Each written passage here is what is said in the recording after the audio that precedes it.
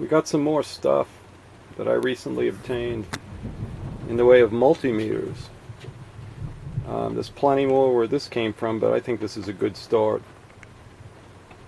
We some of these are, I guess they're actual multimeters, and these two look brand new. I didn't open the boxes yet.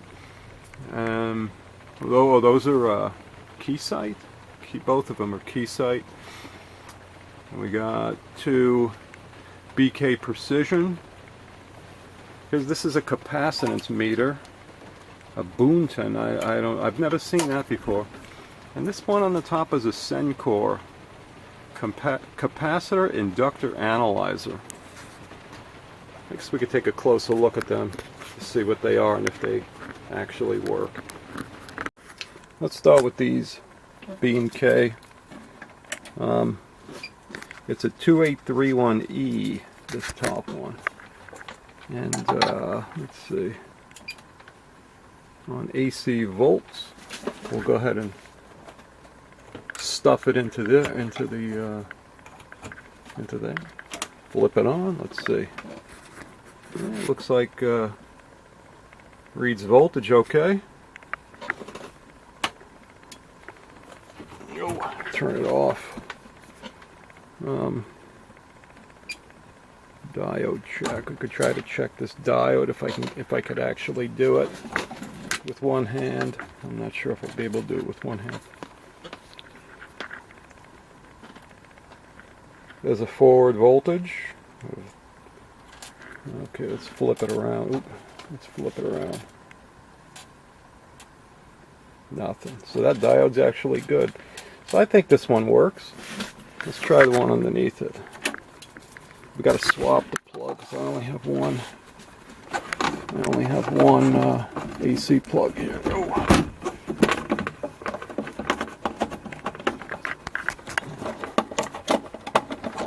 All right, plugged into the bottom one here now. It's a 5491B, the bottom one. It's a 5491B. Let's see if we can get the handle out of the way. Oh. There you go. Alright, 5491B. Let's give that one a whirl. I'm kind of interested in these Keysights. We're going to do that next. Because those look like they may be brand new. Oh. Alright, let's see. We're on DC. Let's get it on AC volts. I want to blow it up before we even know if it works. Yeah, that one seems to work as well. These kind of, they look like they may have a little bit of age to them, but ohms. I guess we can just short the leads together for ohms. Yeah, it works. We don't know how accurate it may be. It has an auto range menu, trigger, shift, diode, AC, frequency. Look at that, just touching it we get our mains frequency right there, 60 Hertz. Alright, well, I guess that's enough of these. Next we're going to take a look at one of these Keysight. Let's see if these are, looks like there's a box on the top here. What's in the box on the top? Yeah, this thing doesn't look like it was, well, maybe it was used. I don't know, that looks like it's been unwrapped. We got, oh, come on. It's so hard to do this with holding the camera. Got some paperwork here. Let's see what's in the paperwork. Keysight technology, what is that? Safety, box contents.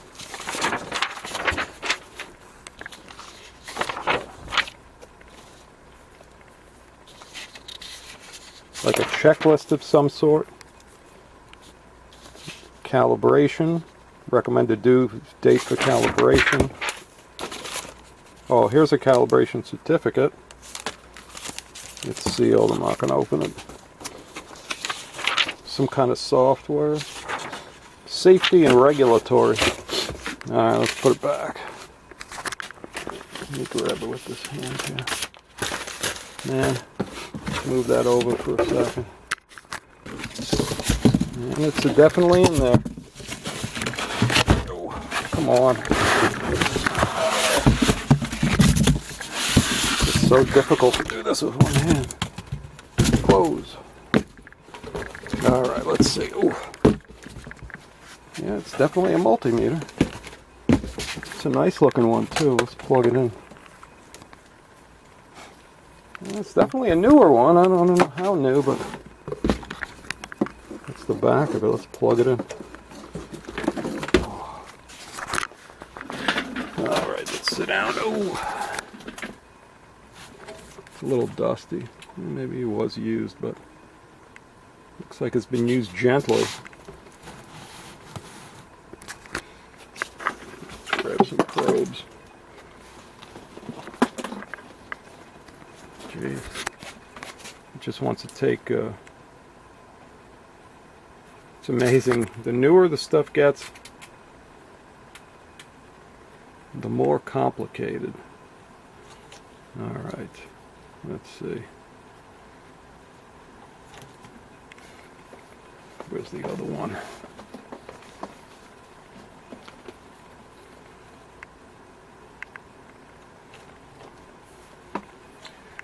It's funny, the other one also started, the B&K started on DC volts as well. Let's go to volt. Oh man. That wasn't good. These are the fluke probes. So I don't know if they... I would think they're a standard, but... Now we're going to again just shove them into this thing. We'll turn it down because I don't want to blow this one up. Let's see. 20, yeah, it looks like it's working.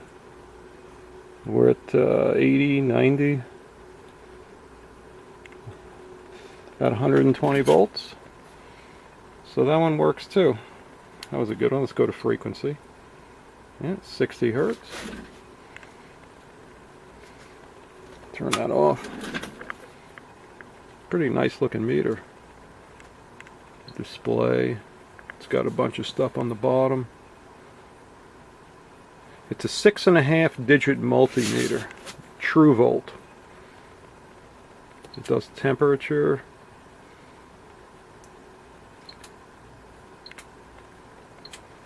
I'm sure it has since it's computerized, I'm sure it has a lot of features that I'm not going to actually figure out right off the bat.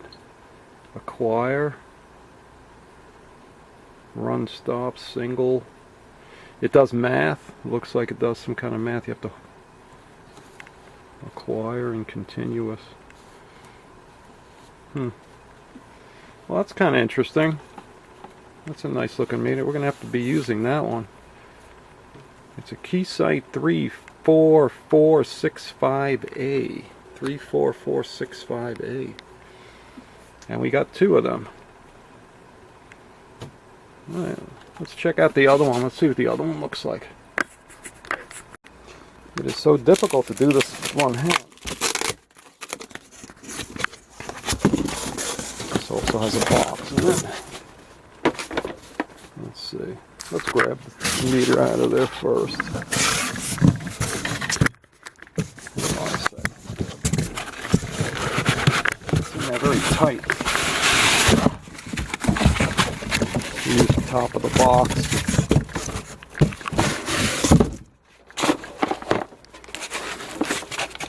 I guess when you have two hands, it's a lot easier. Just throw the packaging back in the box. Then we'll use the top of the box as a platform. Alright, look at that. Twin multimeters. Let's grab the plug. Although there's another plug in the box here. Yeah, there's another plug in the box. Let's use the new plug. Even this one too doesn't look very used.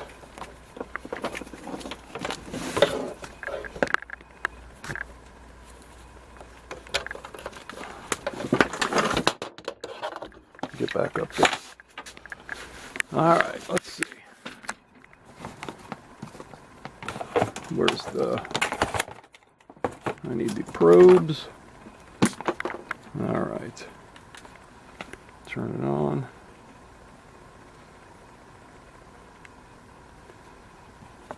Well, it's slow to start up, huh?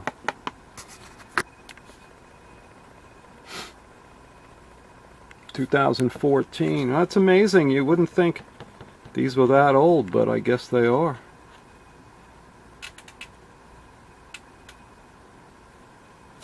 Now let's give this one a whirl.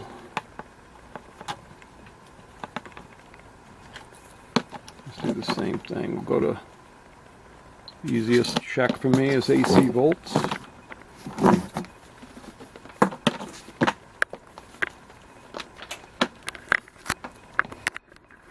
then we'll go ahead and stick it into the back into this thing. Turn it on. 120 volts. Frequency. Yeah, looks good. Let's turn the other one back. I'll have them both on at the same time. I hear a fan running in that one.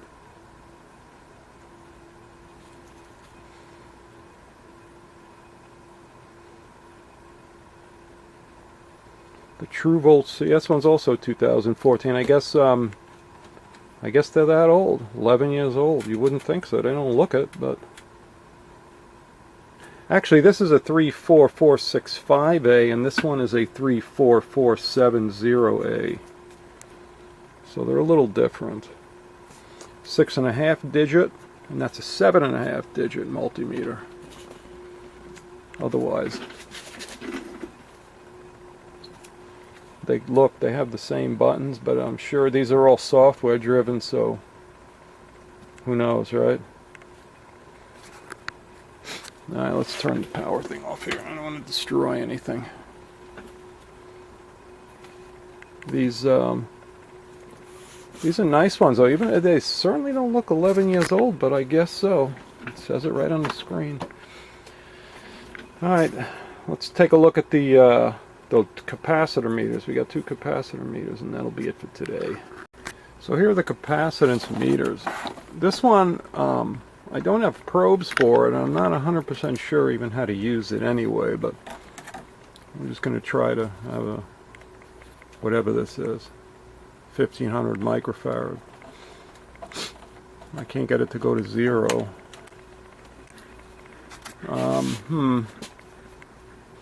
It says diff and test. I'm not sure if you need some kind of, although it looks like full scale in picofarad, so yeah, this meter wouldn't be, oop, this must be for like really small. Anyway, yeah, I don't know. I don't have any other components for this or test leads. And then we got this one. It's got a lot of dust on it. Ooh, look at that. I touched the display and it got little characters on the... Oh, they're fading away. This one at least had these leads. And it also had this... this was with it too. An SCR and Triac test accessory. I'll have to see about getting some literature for this one. This one looks, oh, auto, okay. That's on. Let's see what it does.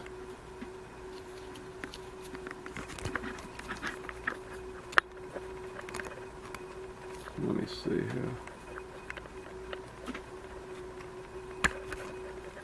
Alright. You need like 9 hands to do this. Hang on. Yeah, let's do that. If I can do that. Alright, here you go. This will work better. We're just going to connect the capacitor. Alright, we're connected. It's connected right there. And 0 is nothing. So maybe you have to push a button or something. Let's see. Aluminum electrolytic. Oh yeah, that lit up. Okay. Aluminum. Well, I can't even talk. Aluminum or aluminium. It's pronounced aluminum. It's even, look, it's spelled aluminum, not aluminium, it's aluminum. Anyway, besides that. Alright. Enter component parameters. I don't know, how do you, 1500 microfarad. Right? I'm not sure if I'm doing this right. I'm sure. Okay, yeah, there you go. So if you hit capacitor value, it shows that the capacitor is, I don't know if you can see that or not, 1660 volts. Capacitor ESR, 1.72 ohms. 1.74 ohms. Leakage, capacitor leakage, error 5. I don't know what error 5 is, but that can't be good. Anyway, it seems like it works. I'm not 100% sure, but we'll figure this out. See if I can get a manual for that one. It's a Sencore LC102 capacitor inductor analyzer, and the SCR and Triac test accessory. Although usually use a voltmeter or a multimeter to test Triacs and such, but these I'm really interested in. Those, they look good. They're the nicest things so far, but 11 years old, it's very surprising. Alright, well, just a quick look. I have a bunch of handheld multimeters too that I got, but we'll probably go through that in another video. Alright, well, thanks for watching, and see you later. Bye bye. As I was pulling the plugs on everything here, I just realized there's some kind of chart or something right here. Let me get this off there. So that must show, yeah, operating. Okay, that's good. I didn't realize it had operating instructions. I think Sencore was always good for that. They always had something attached to the device that would allow you to learn its functions and operation. Anyway, that looks good. I'll have to read through that. This may be a useful device. Again, I don't know how old it is. It looks like it's been pretty well taken care of. A little dirty, a little dusty. We'll have to clean that up. Alright, thanks again. Bye-bye.